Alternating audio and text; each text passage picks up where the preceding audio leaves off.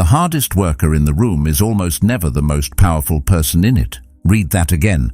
The one grinding the longest hours. The one answering every message. The one wearing exhaustion like a badge of honor. It looks admirable. It feels noble. But most of the time, that person is reacting, not leading. Moving, but not advancing. Busy, but not effective. Stoicism teaches something uncomfortable. Power begins the moment you stop being controlled by urgency. Most people surrender that sovereignty every day, to notifications, to opinions, to pressure, to the fear of falling behind. The world rewards motion, but the Stoic seeks direction. The world praises noise, but the Stoic sharpens silence. We've been trained to worship effort. From a young age, you're told that more hours mean more value. That exhaustion is proof of commitment, that if you're not overwhelmed, you must not be trying hard enough. You learn to equate being busy with being important. You learn to measure your worth by how much you can carry. But if effort alone created power, wouldn't the busiest people always be in control? Look around carefully. The person running from task to task rarely controls the direction of the room. The one who pauses, listens, and speaks last often does. There is something different about them. They are not frantic. They are not desperate to respond.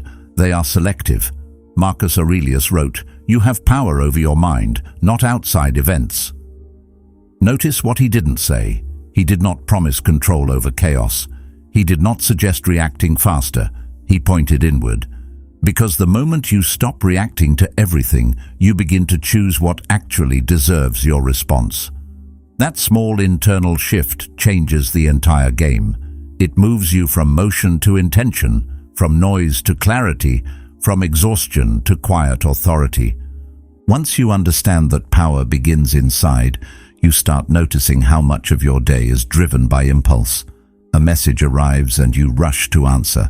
A comment stings and you defend yourself. A new opportunity appears and you grab it before asking whether it fits your direction.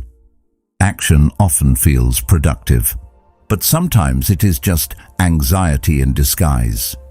Epictetus warned, "It's not what happens to you, but how you react to it that matters." That reaction is where energy is either lost or preserved. When you react to everything, you scatter your strength.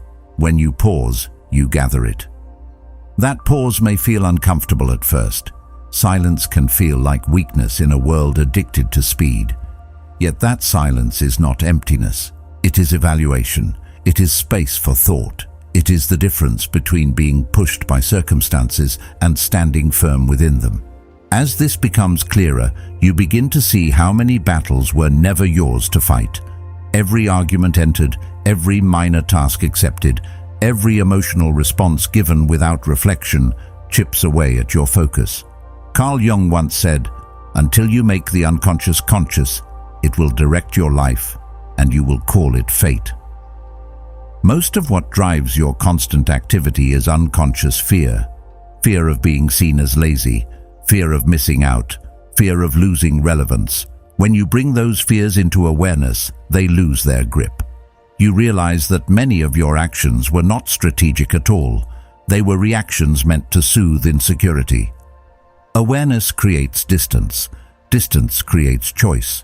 And choice restores control. Control then changes the way you use your time. Instead of filling every hour to feel useful, you begin to protect empty space. That space is not wasted. It is where thought deepens. It is where strategy forms. Seneca wrote, "It is not that we have a short time to live, but that we waste much of it. Wasted time is not only idleness, it is also misdirected effort. It is saying yes to things that do not matter. It is scattering attention across trivial details while neglecting the one decision that could alter your path. When you cut away what is unnecessary, you do not become lazy. You become precise. Fewer actions, greater impact. Fewer words, stronger meaning. If this perspective resonates with you, if you're learning to move with intention instead of urgency, subscribe.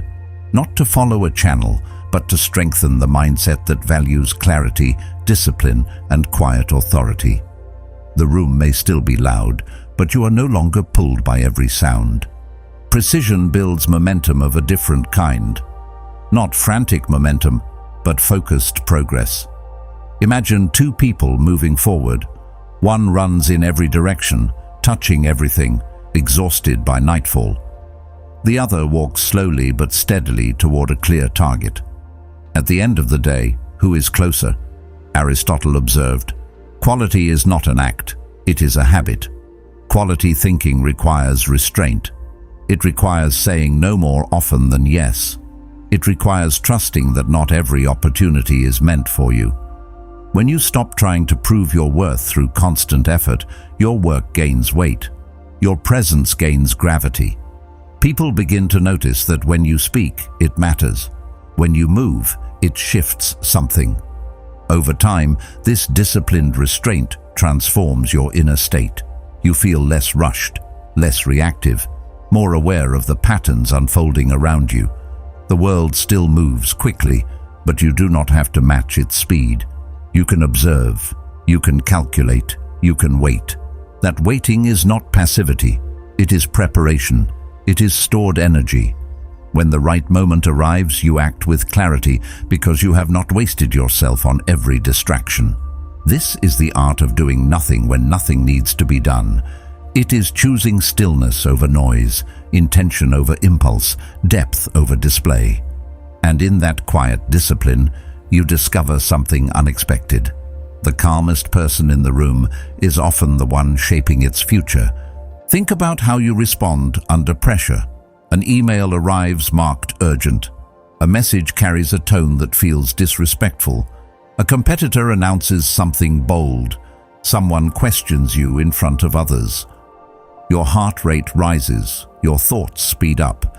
Everything inside you wants to respond now. You want to correct, defend, explain, counter. The urge feels powerful, almost automatic. But pause for a moment and look closely at what is happening. The discomfort you feel is not about the event itself. It is about the story forming in your mind. It is about ego, fear, and the need to restore control. Action becomes the fastest way to soothe that discomfort. Doing something feels like regaining power, even if that action is impulsive and poorly chosen. When tension rises, your instinct is to protect yourself immediately. Yet sometimes the strongest reaction is restraint. Imagine someone criticizes you in a meeting. All eyes turn toward you. You feel heat in your chest. Words rush forward, ready to defend your name. In that moment, you have two options. You can fire back and match the energy in the room, or you can breathe, sit still, and let silence fill the space. That silence feels heavy. It feels like weakness. It feels like surrender. But in reality, it is control. You are not allowing your emotions to dictate your move. You are choosing your move. The discomfort in that pause is the doorway to leverage. Most people cannot tolerate it. They rush to speak because silence exposes their insecurity. When you hold that silence, you shift the balance of power. Others begin to reveal more. They talk longer than they planned. They show their impatience. They expose their motives. You gather information while conserving energy. You are not withdrawing, you are observing. Marcus Aurelius once wrote, "The best revenge is not to be like your enemy." In moments of pressure, your enemy is often impulsiveness. If someone acts with hostility and you respond with equal hostility, you have mirrored their weakness. If you respond with calm restraint, you separate yourself from their chaos. This discipline is not easy. It requires awareness of your own patterns. Many reactions feel unavoidable because they are rooted in unconscious fears. Fear of being seen as weak, fear of losing status, fear of being misunderstood. When you become aware of these fears, you realize that the pressure is not external, it is internal. The email is just words, the comment is just sound, the competitor's move is just information. The meaning you attach to it creates the urgency. Awareness loosens that attachment. It gives you space between stimulus and response. That space changes everything. In that space, you can ask yourself whether this situation deserves your full energy. Not every challenge is a threat. Not every comment requires correction. Not every opportunity requires immediate action. Under pressure, imagination amplifies the situation. It tells you that if you do not act now, you will lose everything. When you slow down, you see that most pressures fade with time. Some conflicts resolve themselves. Some critics reveal their own weakness. Some competitors overextend because they move too quickly. Your restraint becomes an advantage. Restraint does not mean avoidance. It means timing. There are moments when action is necessary and decisive, but those moments are clearer when your mind is calm.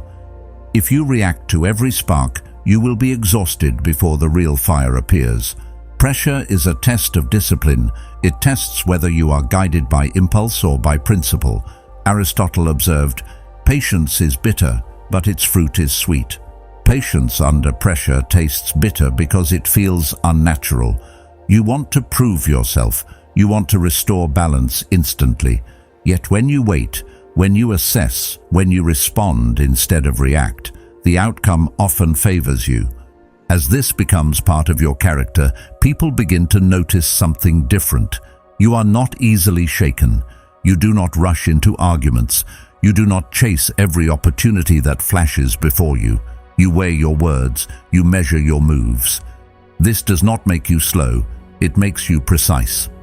Under pressure, precision is power. Others may act loudly, but you act deliberately. Over time, this pattern builds quiet authority. You become someone whose responses carry weight because they are rare and considered. Pressure will always exist. Emails will arrive. Comments will sting. Moves will be made. The difference lies in how you meet them. When you understand that action is not the same as control, you begin to choose your responses carefully. That choice is leverage, and leverage wins conflicts long before they escalate. There's a difference between passivity and control, and most people confuse the two. Passivity is giving up. It is drifting. It is allowing life to push you in any direction without resistance. Control, on the other hand, is deliberate. It is choosing when not to move. It is the strength to stay grounded when every voice around you demands action. At first glance, stillness and weakness can look the same. Both appear inactive. But the intention behind them is completely different. One is surrender. The other is strategy. And if you cannot tell them apart, you will either rush into unnecessary battles or withdraw when you should stand firm. Picture a chessboard. The amateur moves quickly. Pieces shift constantly. There is noise, motion, activity. It feels impressive. It feels energetic, but often it is careless. The experienced player sits still, studying the board. Minutes pass. Nothing seems to happen. From the outside, it looks like hesitation, yet everything is happening. The experienced player is calculating consequences, tracing patterns, anticipating responses that have not yet occurred. They are conserving energy. They are waiting for clarity. When they finally move, the board changes in a way that cannot be easily reversed. The difference is not intelligence alone, it is discipline. In daily life, the same pattern appears. When markets panic, the crowd sells quickly, driven by fear. When gossip spreads, the crowd adds their voice, eager to be involved. When tension rises in a room, the crowd reacts first and thinks later. It is easier to follow the wave than to resist it. It feels safer to blend into the noise. But the one who remains still gathers information. They observe who is motivated by fear and who is thinking clearly. They notice which arguments are emotional and which are rational. In that quiet observation, power accumulates. It may not be visible at first, but it is real. Seneca once wrote, "He who is brave is free." That bravery is not always dramatic. It does not always look like charging forward. Sometimes bravery is refusing to rush when everyone else is sprinting. It is sitting with uncertainty without trying to silence it through action. It is trusting that clarity will emerge if you give it time. Most people act quickly because they are uncomfortable with not knowing. They mistake speed for strength, yet speed without direction leads to wasted effort. The courage to wait separates those who react from those who lead. The more you practice this form of control, the more you notice how often the world rewards impulsiveness in the short term. Quick reactions can create temporary applause. Fast decisions can create an illusion of leadership, but illusions fade. Over time, the consequences of rushed choices surface. The experienced mind sees beyond the immediate moment. It asks not only what this action will accomplish now, but what chain of events it might trigger later. That broader view requires patience. It requires resisting the pressure to prove yourself through constant movement. This patience is not laziness, it is preparation. When you choose not to engage in every debate, you preserve your energy for the discussions that truly matter. When you do not chase every opportunity, you avoid scattering your focus. When you resist reacting to every criticism, you protect your peace. Each act of restraint strengthens your position. It creates a reputation of steadiness.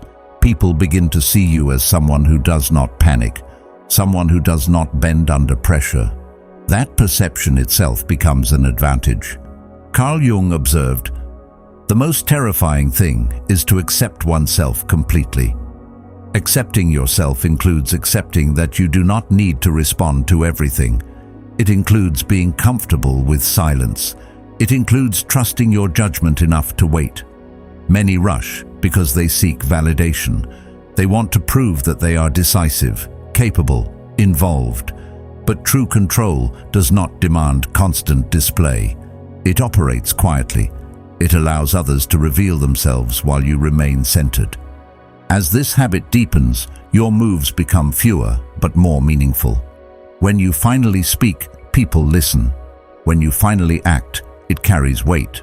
Because your actions are not diluted by constant reaction, they stand out.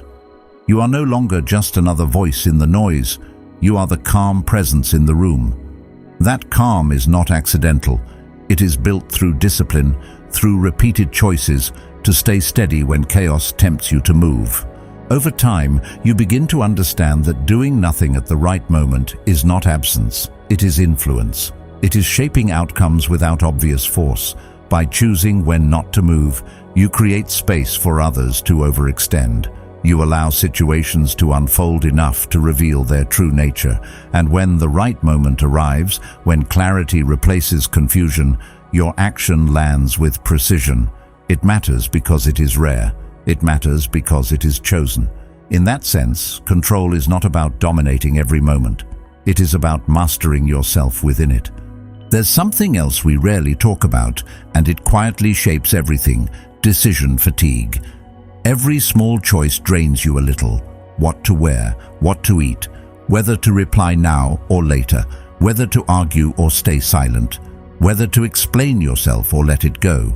None of these seem heavy on their own. They feel harmless, almost automatic, but together they create a steady leak in your mental energy. By the time something truly important appears, your mind is not sharp. It is tired. And when your mind is tired, you do not choose with precision. You react, you settle, you compromise. You move simply because you no longer have the strength to think clearly. Calm people are not calm by accident. Their steadiness is not a personality trait. It is the result of discipline. They have eliminated trivial decisions. They have removed unnecessary noise. They do not argue about everything. They do not check their phone every few minutes. They do not engage in every discussion that invites them in. They protect their attention like it is something rare and valuable, because it is. You can see it in the way they move through the day. There is space in their schedule. There is space in their thoughts. That space is not emptiness. It is preserved energy. Notice how scattered you feel after a day filled with small, constant choices. It is not always physical exhaustion. It is mental friction. Your thoughts jump from one task to another. You find it harder to focus. Simple decisions feel heavier than they should. That scattered feeling is not weakness. It is the predictable result of overusing your mind on things that never deserved that level of attention. When everything feels urgent, nothing is important. And when nothing is important, your energy spreads thin. Imagine the opposite for a moment. Fewer commitments, fewer emotional reactions, fewer unnecessary conversations. You wake up and already know what matters today. You are not pulled into every debate. You are not constantly checking for updates. You are not explaining yourself to people who are not truly listening. Slowly, the mind clears. You begin to think in full sentences again. You can sit with a problem long enough to see its shape. You can observe without immediately needing to respond. That clarity feels powerful because it is rare. Marcus Aurelius wrote, "The happiness of your life depends upon the quality of your thoughts." The quality of your thoughts depends on how much noise you allow into your mind.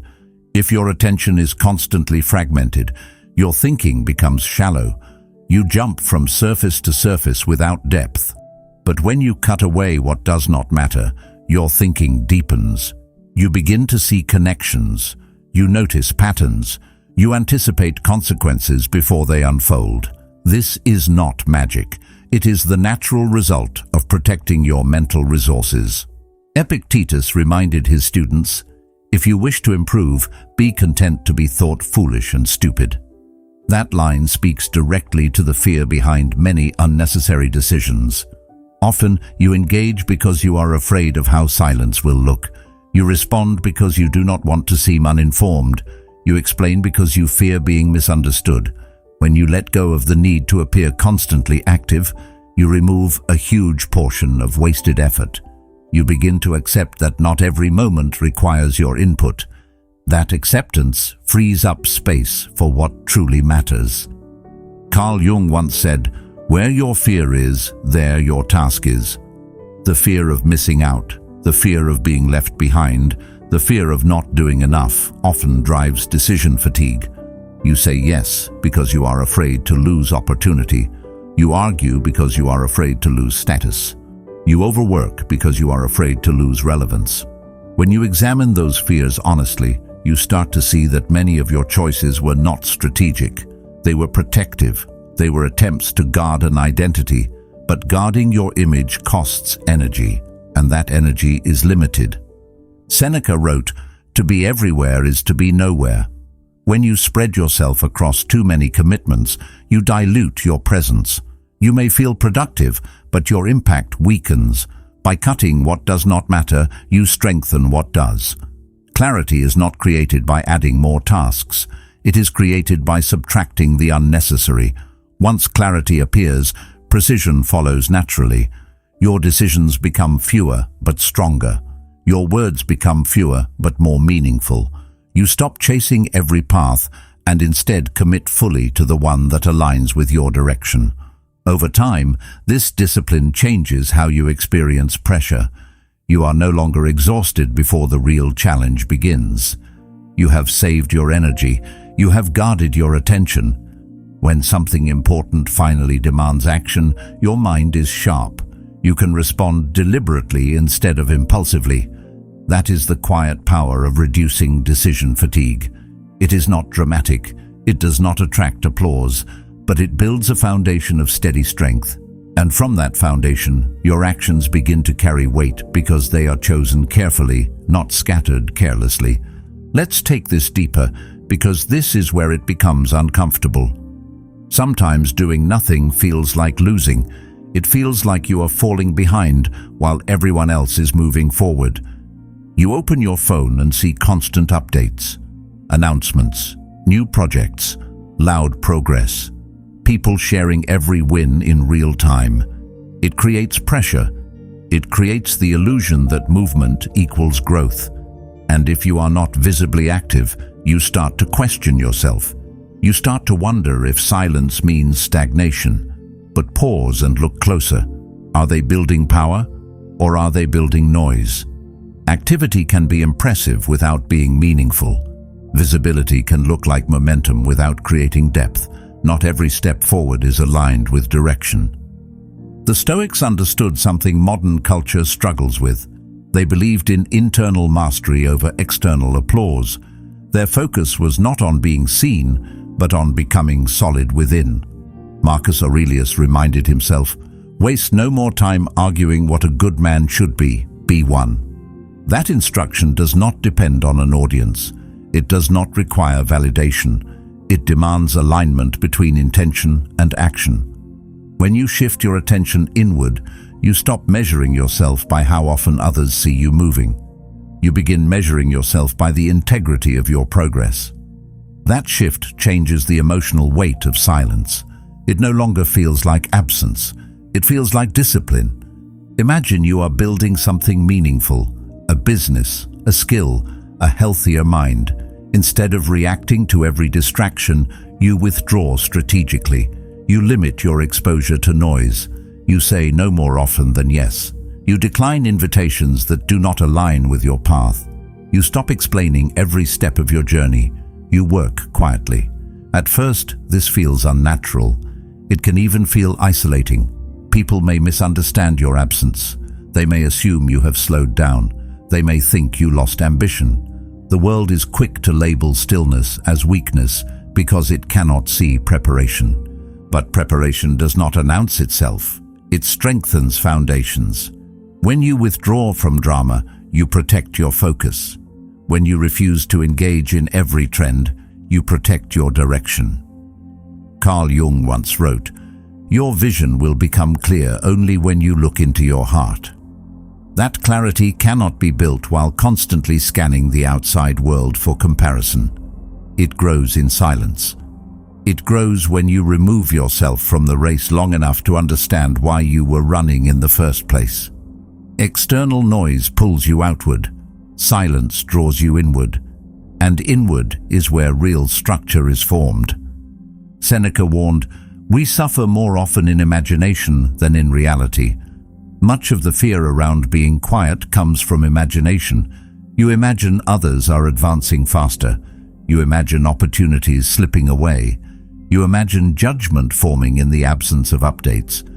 Yet most of these fears are projections. When you step back and observe, you realize that many visible movements are scattered. They lack cohesion. They lack depth. The crowd often chases novelty rather than mastery. By choosing depth over display, you create something slower but stronger. There is also courage in disappearing from unnecessary battles. It takes strength to resist the urge to prove yourself. Epictetus advised, "First say to yourself what you would be, and then do what you have to do." That clarity removes the need for constant performance. When you know your direction, you do not need to broadcast every step. You are not building for applause. You are building for alignment. That alignment is quiet. It is steady. It does not rush to impress. It focuses on becoming undeniable over time.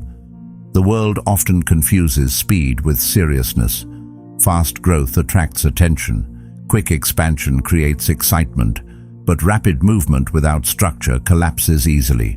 Slow construction with careful attention endures. Aristotle once observed, "Excellence is never an accident. It is the result of deliberate practice, consistent refinement, and focused effort. None of those require public display. In fact, too much display can weaken the process. When you constantly seek approval, you adapt to trends instead of strengthening fundamentals. As you continue choosing silence when necessary, you begin to notice a shift within yourself. You feel less reactive, less anxious about comparison. You become more aware of your own pace. That pace may not be flashy, but it is sustainable. You stop measuring progress by noise and start measuring it by depth. When you finally reappear, when you finally reveal what you have been building, it carries weight. It feels complete. It feels grounded. Because it was formed without distraction. In the end, doing nothing at the right moments is not retreat.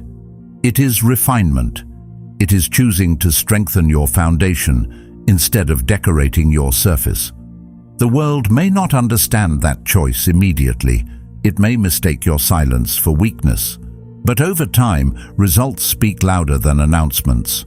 And when your work stands firm without constant noise, it becomes clear that what looked like stillness was preparation all along. There is a psychological shift that happens the moment you truly begin to master stillness. At first, it feels like you are giving things up. You say no more often. You stop chasing every opportunity that flashes in front of you. You resist the urge to correct every misunderstanding or win every argument. But slowly, something changes inside you. You become selective, and selectivity changes your presence. When you stop speaking constantly, your words carry more weight. When you stop explaining yourself at every turn, people begin to assume you have reasons for your silence. When you stop proving your worth in every interaction, your worth becomes less negotiable. That is not ego, that is alignment, and alignment is power.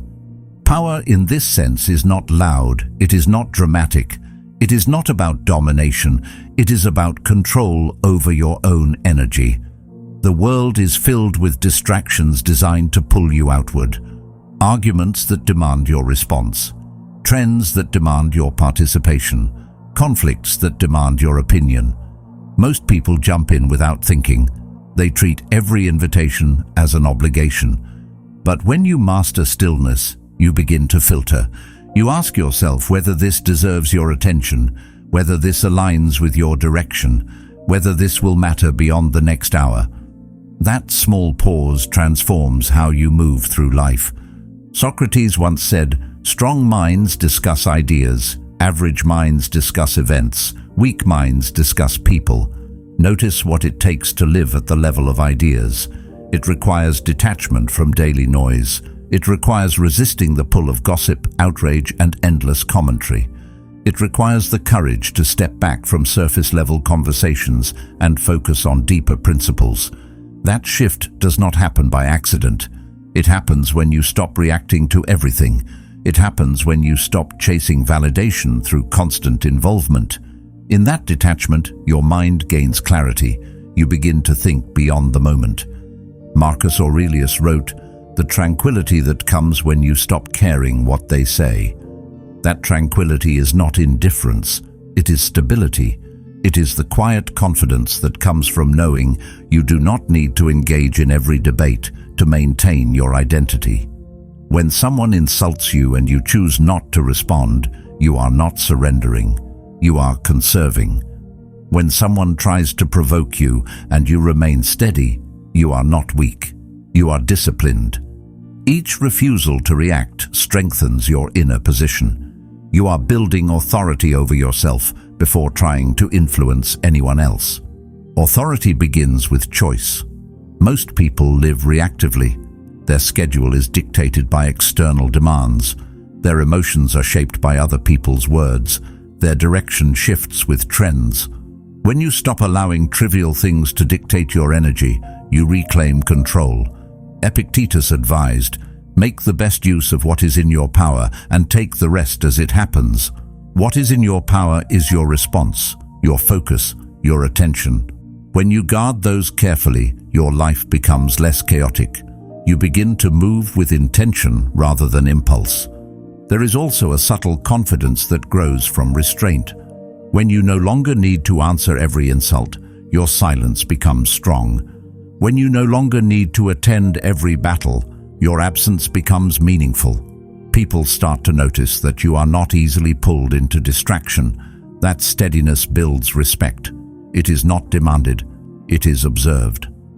Carl Jung once said, "The privilege of a lifetime is to become who you truly are." Becoming who you truly are requires saying no to what you are not. It requires refusing to be defined by every external pressure. That refusal is a form of psychological maturity. Seneca reminded his students, "If a man knows not to which port he sails, no wind is favorable." Stillness helps you identify your port. It gives you time to clarify your direction. Without that clarity, you are at the mercy of every opportunity that appears. With it, you become deliberate. You stop chasing shiny distractions. You begin choosing what aligns with your path. And that choice is the root of authority. Not the authority that seeks attention, but the authority that shapes outcomes quietly and steadily. As you continue to practice this, you notice that your life feels lighter, not because you are doing less, but because you're doing what matters. The art of doing nothing is not inactivity, it is disciplined refusal. It is the strength to let trivial things pass without claiming your energy. It is the courage to wait when waiting is wiser than rushing. And in that waiting, in that quiet selection of where your attention goes, you build a presence that cannot be easily shaken. Choice by choice, moment by moment, authority is born not from constant action, but from deliberate restraint. Eventually, something remarkable begins to happen. It does not arrive suddenly or loudly. It grows quietly, almost unnoticed at first. When you stop reacting to everything, you begin to see patterns. When you slow down your responses, you notice motives behind words, trends behind movements, and opportunities hidden inside chaos. While others rush to act, you are watching the structure beneath the surface. That awareness gives you an advantage that noise can never provide. The world moves quickly, but speed often blinds people to direction. When you are no longer chasing every impulse, you start recognizing which moments truly matter and which ones are only distractions dressed as urgency. As this awareness deepens, your energy feels different. You are not drained by constant reaction. You are not scattered across 10 minor conflicts. You are not exhausted by trying to prove yourself in every conversation. Instead, your energy gathers. It builds. Think of a bow pulled tight. From the outside, it looks still. There is no visible movement, but all the force is stored in that tension. When it releases, the arrow flies farther than frantic hands could ever throw it. That is what restraint does. It concentrates your strength. It allows you to move with power at the exact moment it matters. This is the paradox that most people struggle to accept. By doing less, you accomplish more. By speaking less, you are heard more. By moving less often, your movements become decisive. The crowd measures success by constant activity. You begin to measure it by impact. When you no longer feel the need to respond to every situation, your presence becomes steady. Others may still rush, argue, compete loudly, but you are not pulled into their pace. You are choosing your pace. That choice changes the way others perceive you. Calmness becomes your signal. Discipline becomes your language. There is a quiet strength in being unmoved. Marcus Aurelius once wrote, "The impediment to action advances action. What stands in the way becomes the way." When you stop fighting every obstacle, you begin to learn from it. Instead of reacting with frustration, you observe what the situation reveals. Obstacles show you weaknesses in your plan. They show you gaps in your preparation. They show you where you must grow. When you remain calm, the obstacle becomes information rather than threat. That shift allows you to act with intelligence rather than emotion. Epictetus taught, "He who laughs at himself never runs out of things to laugh at." That lightness is part of mastery. When you are not constantly defending your image, you move more freely. You do not panic at criticism. You do not crumble at delay. You understand that not every challenge requires immediate force. Some require patience, some require distance, some require no action at all. Knowing the difference is what separates reaction from strategy. That knowledge grows in silence, not in noise. Carl Jung observed, "The greatest and most important problems of life are all fundamentally insoluble. They can never be solved, but only outgrown." Outgrowing a problem means rising above the level where it controls you. Many conflicts dissolve when you refuse to engage at their level. Many distractions lose power when you stop feeding them attention. As you grow, you realize that constant reaction keeps you small. Stillness expands you. It lifts you above the moment so you can see the larger pattern unfolding. Seneca once reminded us, "If you wish to be loved, love." That principle applies beyond relationships. If you wish for calm, cultivate calm. If you wish for control, practice control. The world mirrors your inner state more than you think. When you meet chaos with chaos, you multiply it. When you meet chaos with steadiness, you begin to influence the tone of the room. Your stillness becomes contagious. Others start to slow down around you. They begin to trust your judgment because it is not rushed. So here is the quiet challenge that grows naturally from this path. Look honestly at your life. Where are you reacting instead of choosing? Where are you busy instead of effective? Where are you filling silence because it makes you uncomfortable? These are not questions to judge yourself. They are invitations to refine yourself. Each unnecessary reaction is an opportunity to practice restraint. Each impulsive decision is a chance to step back next time.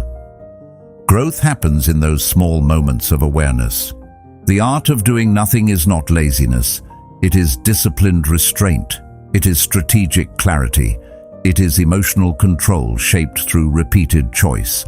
Once you begin to master it, you no longer feel the need to chase every opening. You no longer panic when others rush ahead. You no longer confuse motion with progress. Your actions become deliberate. Your words become measured. Your energy becomes focused. And in a world addicted to noise, that calm becomes your greatest advantage. There is one more layer to this that most people never consider. When you practice deliberate stillness long enough, you begin to change how you experience time itself. You stop feeling rushed by every deadline and pressured by every external clock. You realize that urgency is often manufactured. It is created by expectations, comparisons, and the fear of missing out. When you detach from that artificial speed, your thinking becomes deeper. You stop measuring your life in short bursts of activity and start measuring it in long arcs of growth.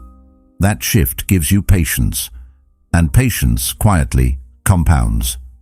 Over time, you also become harder to manipulate. People cannot provoke you as easily. They cannot pressure you into decisions you have not fully examined. When someone tries to rush you, you notice it. When someone tries to guilt you into action, you see the tactic clearly. Your calm becomes a shield, not an aggressive one, but a steady one. You are no longer moved by every emotional wave that passes through the room.